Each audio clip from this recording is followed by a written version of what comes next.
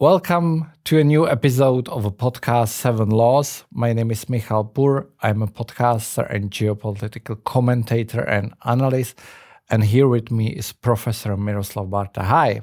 Good morning, everyone. Professor... I'm Egyptologist and archaeologist. Yes. He's an Egyptologist and archaeologist. And actually, this will be our topic for today, Egypt and the disappearance of ancient Egypt. What had happened?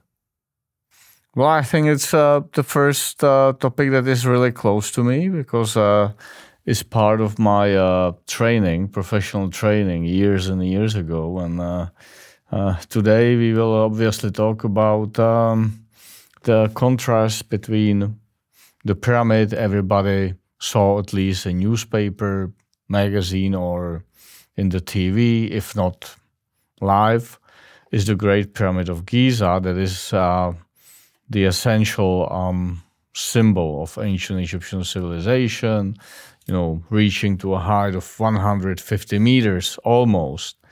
And then a couple of centuries later, there is a big void. There are no pyramids, no Egyptian civilization, and this big void lasted for 2 centuries. And obviously, this is one of the big questions that still attracts people from all over the world, and we can see different theories with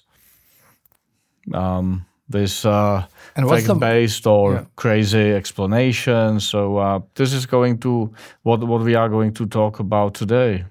So the crazy theories like alien invasion. Yeah, the pyramids were built like 20 or 10,000 years ago, built by the aliens that came down to Earth to spread the civilization, the knowledge of high technologies, etc. But the problem is that we have so much strong evidence proving that the pyramids were built, how we date them, mainly in the 3rd millennium BC, that it's difficult to accept a different narrative. But if somebody feels happy with different narrative, like pyramids 10,000 years ago, you are fine. You are welcome. Okay. What's the most probable scenario? Can you explain it from your point of view? For you, because there are so many theories, but I think you have a favorite one. Let me start with one of the 7 laws, saying that every civilization or society is limited by the amount of energy it can use and the price of the energy, and obviously also by the level of technologies that they can use to solve their problems. And this applies to the rise and fall of the Old Kingdom. Where we are first, we are in ancient Egypt, roughly the same area like today, modern Egypt, the Valley of the Nile, 5,000 years ago. The Old Kingdom lasted, say, from the 27th to the 22nd centuries BC.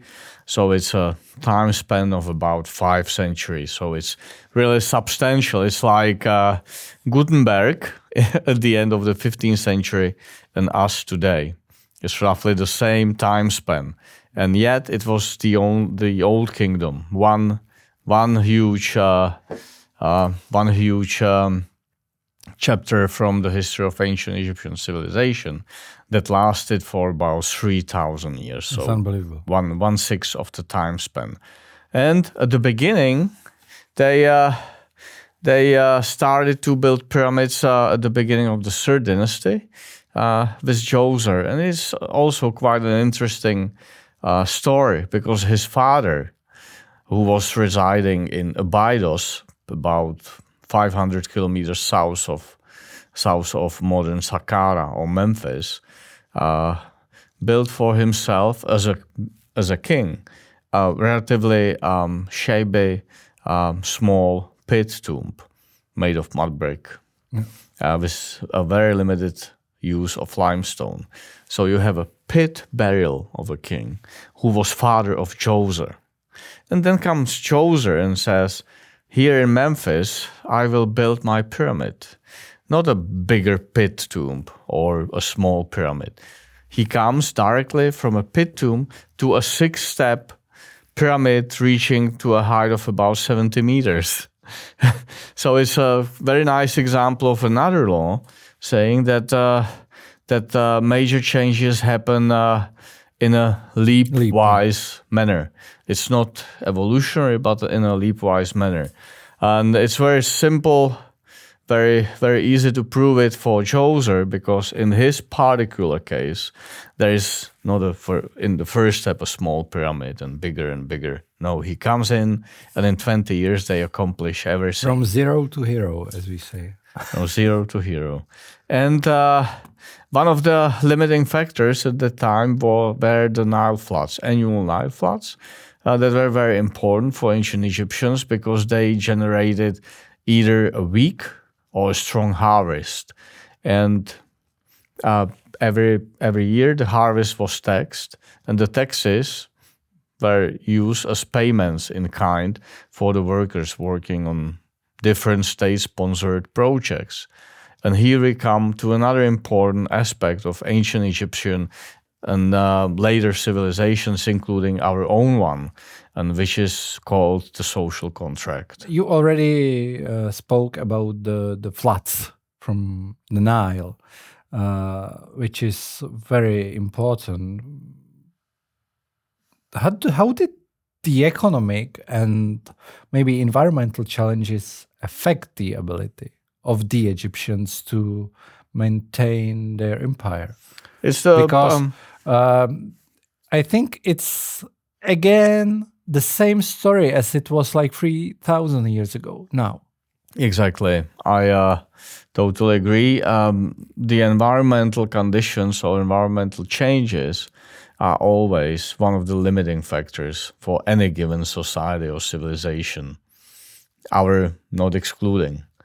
And in ancient Egypt, of course, in the 27th, 26th centuries BC, we have evidence, not continuous evidence, but we have limited amount of data recording annual Nile floods. And from those data, we can read that at the time of Djoser, or specifically in the time of the early Fourth Dynasty, which is the dynasty that built the big pyramids in Giza. It's Khufu or Cheops, and it's Khephren and Mycerinus, the biggest pyramids ever built in ancient Egypt and probably in the whole world. And during those two particular periods, the Nile floods were the highest. So means the pyramids, high Nile floods. Yes.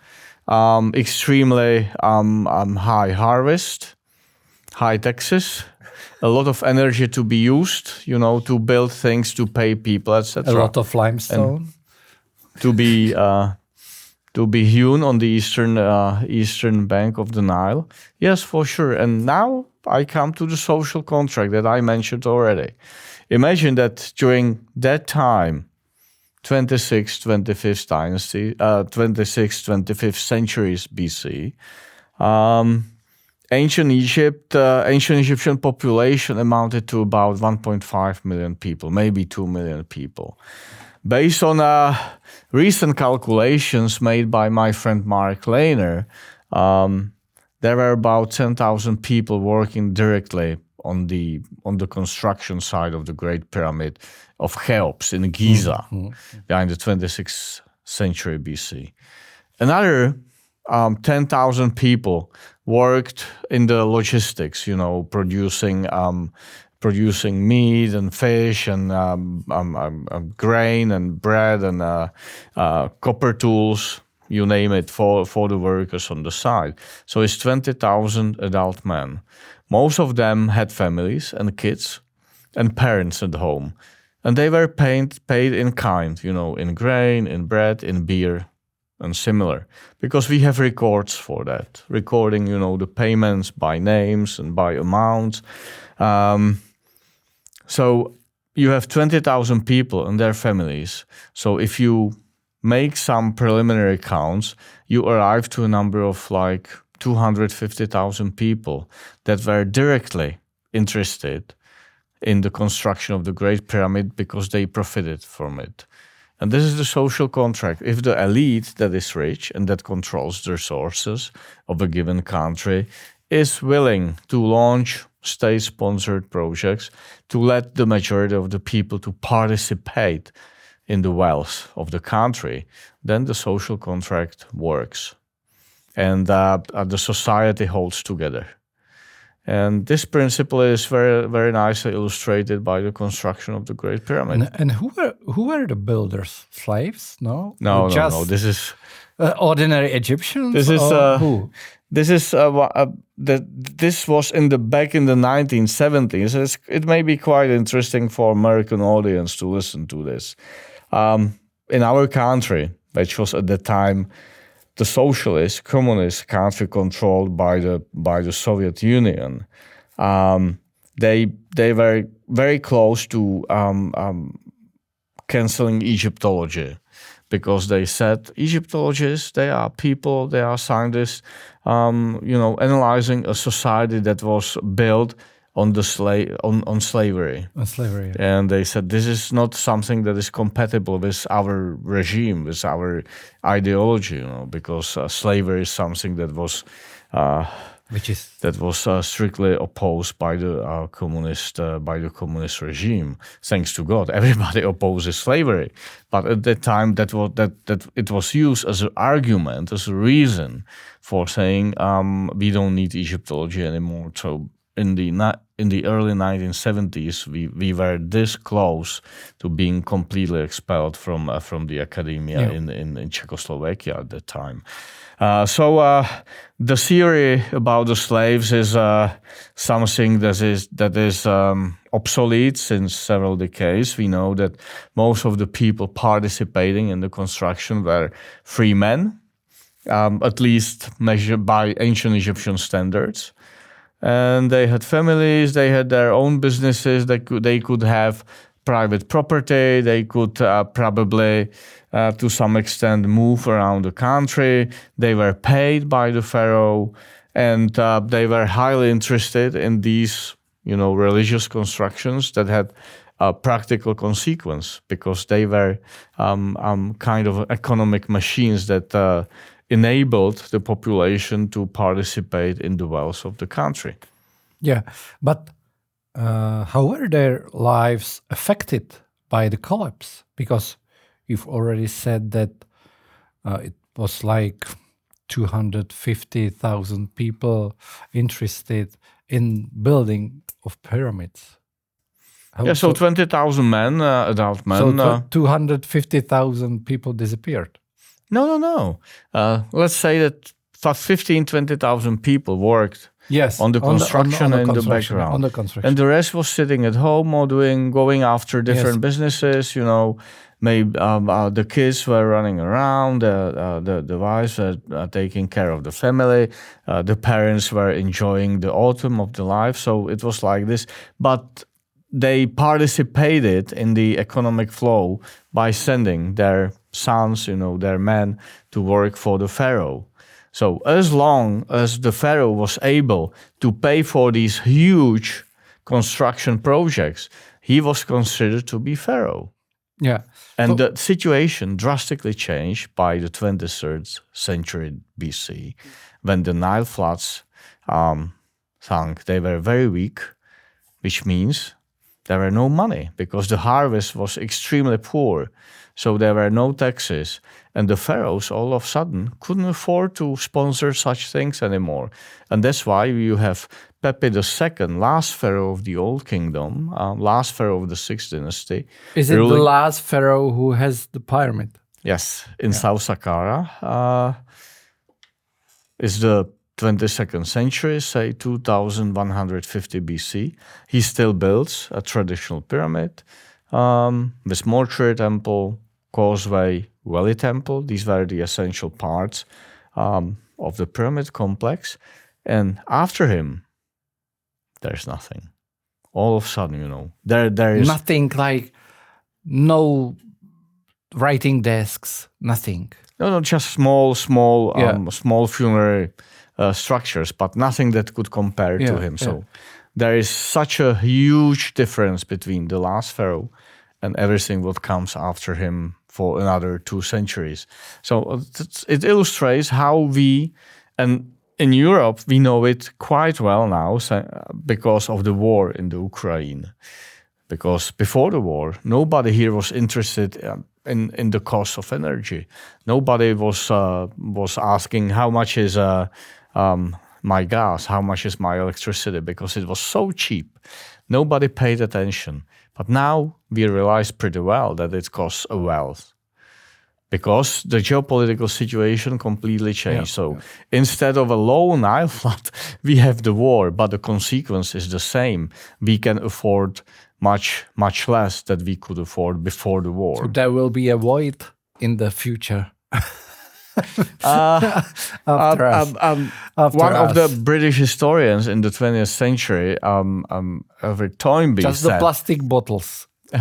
said that civilizations most often commit suicides, and if we are not going to learn from the history, then it seems one of the quite feasible scenarios that we might commit a suicide as well.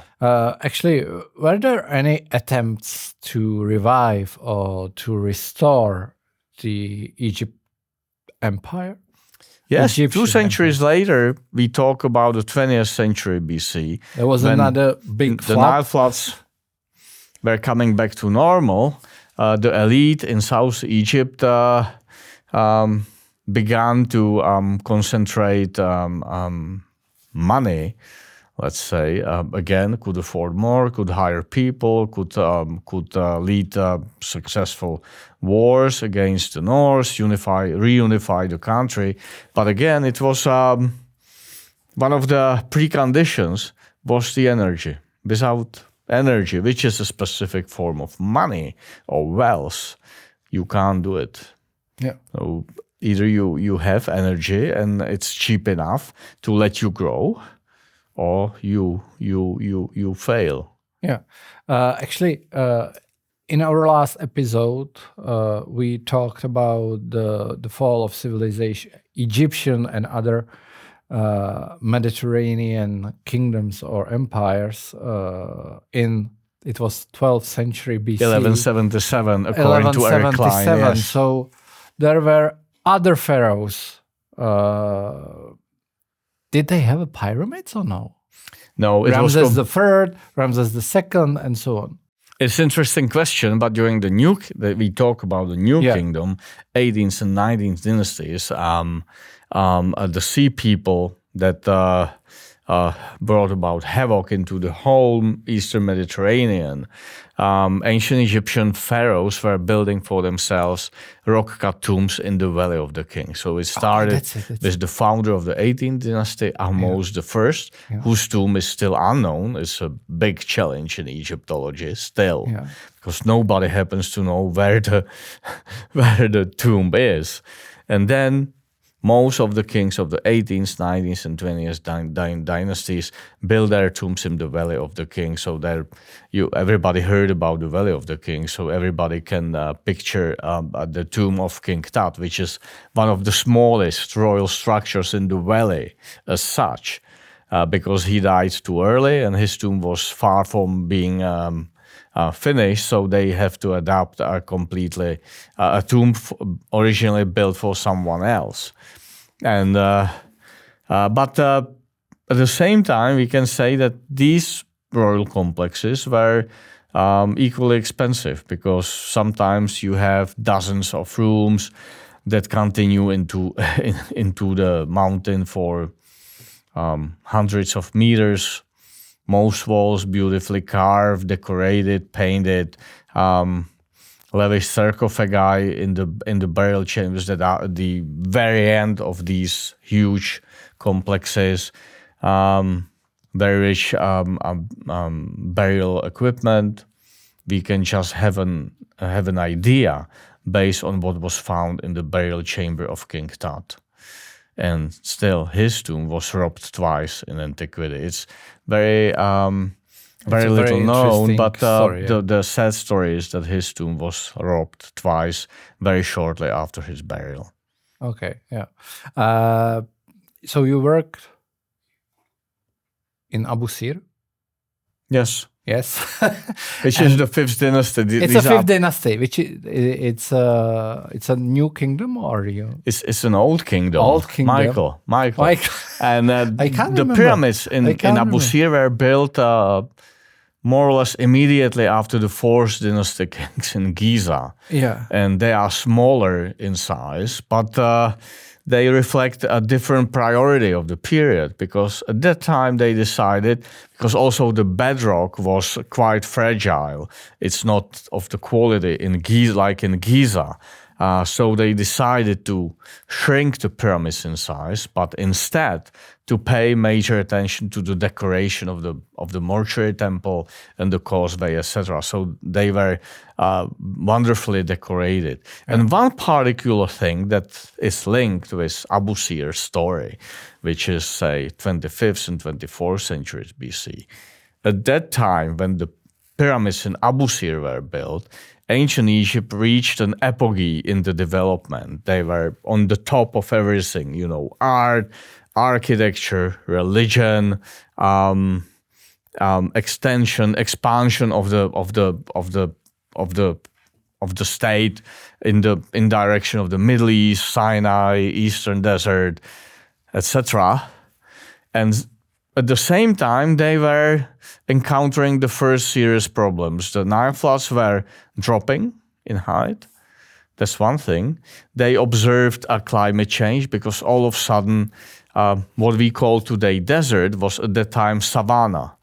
And this savanna started to disappear, and the desert started to encroach, to descend up in the Nile Valley. Resources were becoming more limited. So precisely at that time, we have appearance of lobbyism and nepotism. And by chance, our mission, led at the time by Professor Werner, discovered tomb of Ptahshepses in Abu Sir, who was the first lobbyist I know. The first lobbyist known from history, from the world history. We talk about period 44 centuries ago. And he started, it's quite interesting.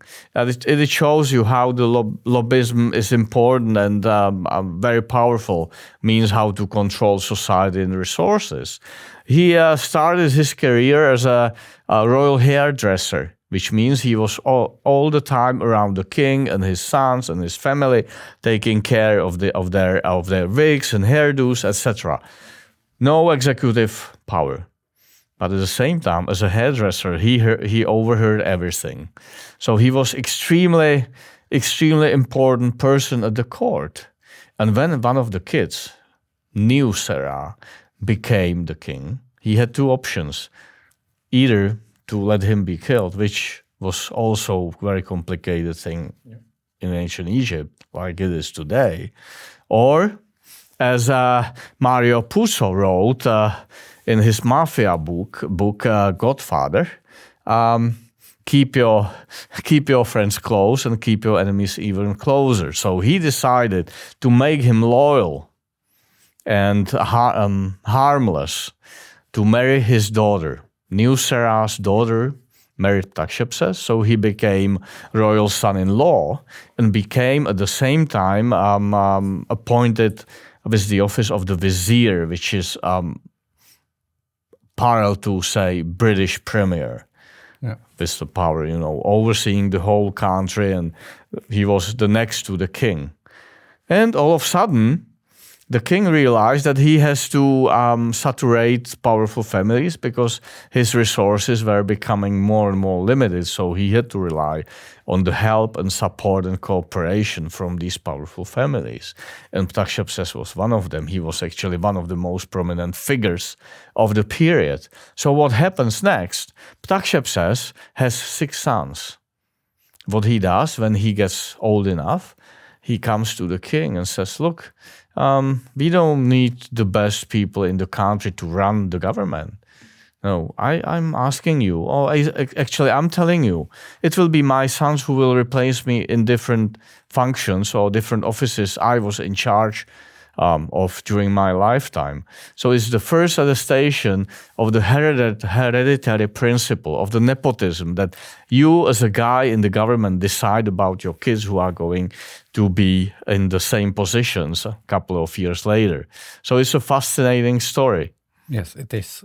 So, last question: What Yes. can we learn from the rise and fall of ancient Egypt? One is definitely don't underestimate climate change. Uh, That's for me. Well, just to summarize what we talk about for about 20, 25, 27 minutes, it's the change of environmental conditions, Climate change. which because it limits your resources, your quality of life. It was the lobbyism and nepotism. Yes. These were soaring expenses of the state who had to pay for more and more officials because the king and the state needed more and more support from them because they were becoming more and more, they were becoming weaker and weaker. Climate change, social contract, because when the king said, I'm out of money, there was no harvest, there was no Nile flood. And the people said to themselves, okay, but you said you are God. You should be divine. You but can if you do were anything you divine, want, you can't run out of resources. So let's go home, guys. Then they went. So that was... You needed cheap energy. And mandatory expenses, of course, because with these pyramid complexes, you had to employ more and more officials. So you had to pay for the people that were highly non-productive. And so we know it from Europe nowadays that mandatory expenses is the way to hell. And we are on the way to hell, actually. So but listen carefully in America. Forget about mandatory expenses and high mandatory expenses. So all this together contributed to the final demise of the Old Kingdom in the 22nd century BC. It's one of the earliest examples of a wonderful collapse of a complex civilization, because ancient Egypt, which came into being in around the 30th century BC, is the earliest, to our knowledge, complex civilization that existed on this planet 5,000 years ago. So it's really worthy of study. Yes. Thank you. My pleasure. Have a good day, everyone. Thank you. Have a good day. Bye.